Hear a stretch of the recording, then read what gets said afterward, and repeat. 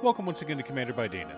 I tend to make videos about a week in advance, which means it's time to make decks around the rest of the Elder Dragons from Strixhaven. We've already made one for Lorehold. Now, quick note on today's Witherbloom, the Balancer deck. We're still in pre-order season, so some of the cards are absurdly priced. Ergo, this deck won't be budget. Most of that is from the lands and other staples I've included, so they are worth picking up. Also, and I know it's annoying to keep hearing this, but statistically if I don't ask you to like and subscribe, the video gets fewer subscribers. Witherbloom the Balancer is an 8-mana 5/5 legendary Elder Dragon with flying, death touch, and affinity for creatures. Additionally, instants and sorceries we cast have affinity for creatures.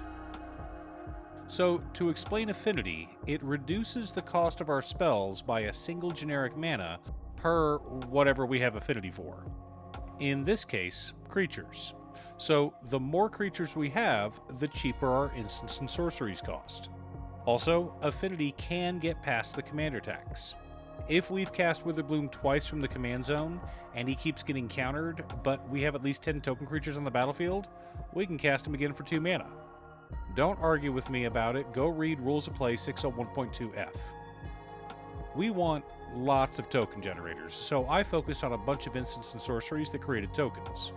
Some of those are expensive, but the more we have, the cheaper they become. But tokens aren't our only way to win. Don't worry, this isn't an aristocrats deck. It's meaner. But before we get to our deck list, a quick word from new sponsor, T-Fury.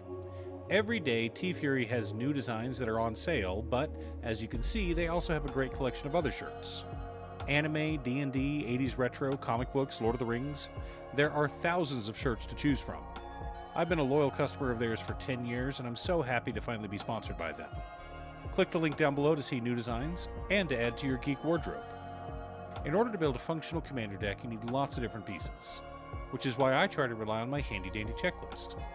50 mana sources, usually split between 37 lands and 13 pieces of ramp, 10 pieces of card advantage, 8 to 10 pieces of spot removal, 2 to 3 board wipes, 2 pieces of graveyard hate, and 1 sudden I win card. Oh, one more quick announcement before we get started. I'm streaming on Gaming with Daniel as well as Twitch. Sometimes I'm building commander decks, other times I'm playing Final Fantasy XIV, but you're always welcome to pop in and talk about Commander.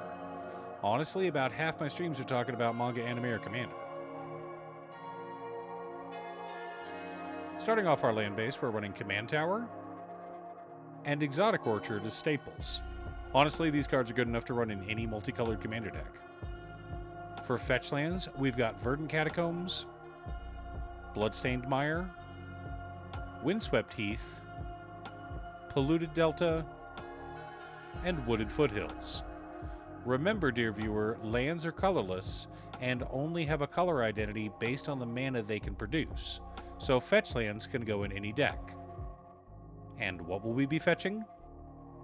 Overgrown Tomb, Underground Mortuary, Turbulent Fen, Woodland Chasm, Haunted Mire, Vernal Fen, and Festering Thicket.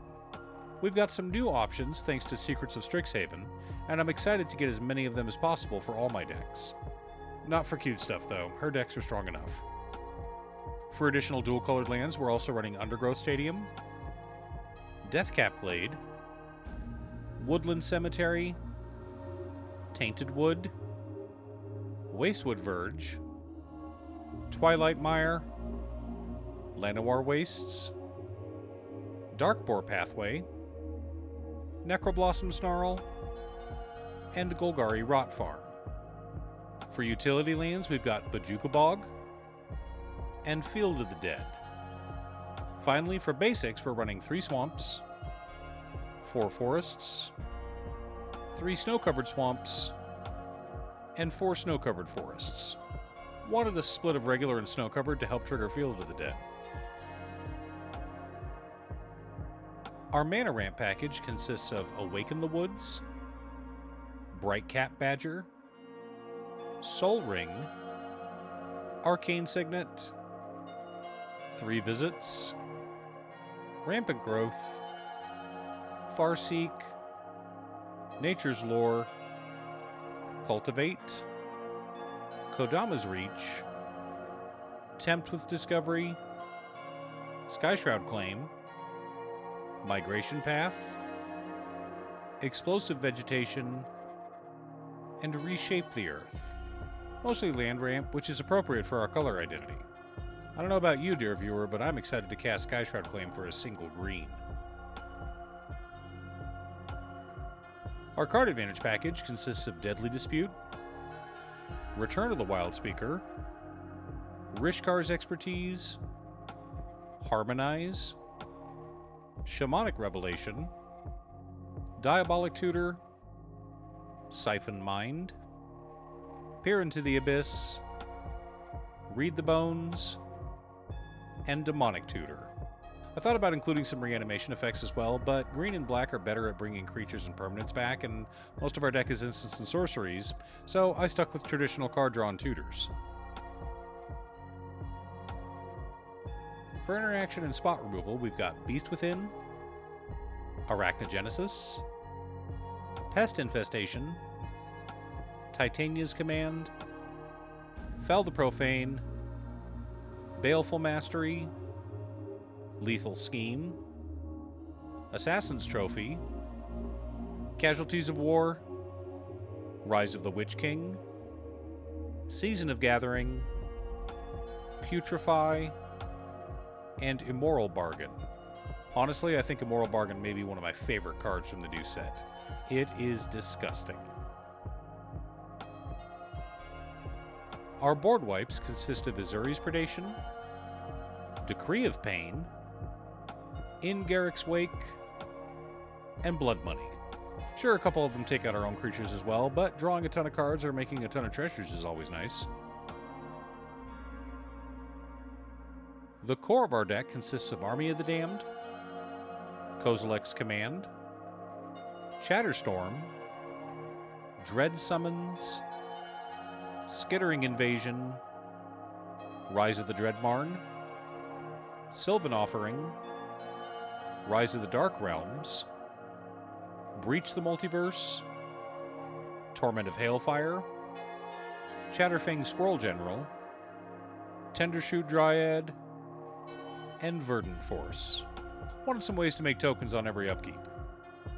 Supporting our plan, we've also got Overwhelming Stampede, Second Harvest, Overrun, and Virtue of Persistence. Gotta use our tokens for something after all. Now that we have our deck list, let's compare it to our checklist. 54 mana sources split between 39 lands and 14 pieces of ramp. A little high, but I wanted some extra in case of board wipes. 10 pieces of card advantage, 13 pieces of interaction, 4 board wipes, 2 pieces of graveyard hate in Titania's Command and Bojuka Bog, 1 sudden I win card in Torment of Hailfire. Torment of Hailfire quickly gets out of control, especially if we cast it just after one of our one-sided board wipes. We don't need to go infinite to win the game. Usually X equals 20 is enough to close out the game. But just in case that's not enough, we also have Overrun and Overwhelming Stampede to help us out. Now, I'm not sure this is the perfect way to build this commander, but I thought that an army of tokens to help make our commander and most of our other big spells cheaper would be a lot of fun. How are you building Witherbloom the Balancer? What's your secret deck tech? Leave a comment below. Thanks for tuning in. Once again, a huge shout out to my editor Cutestuff. I couldn't make these videos without her. If you'd like to hire her to edit your own videos, she can be reached at cutestuff.edits@gmail.com. Link is down below. If you're looking for ways to support the channel directly, you can head on over to patreon.com/Danon. You can have a video made or just ask for help building or tuning a deck list. I also wanted to give a quick shout out to all of my patrons. Waffles, Marcus, Brett, Roxy, Alex, Robert, Pi, Kazaris, Patrick, Boomy, Oscar, Justin, Golden Walker, Sleech, Mr. Salty, Daniel, Zombie, Luke, Brian, and Richard. You guys are awesome. I post new Commander Deck videos every weekday, so be sure to subscribe and ring the bell to be notified of new videos. Again, thanks for watching, and I'll see you all again next time on Commander by Danon.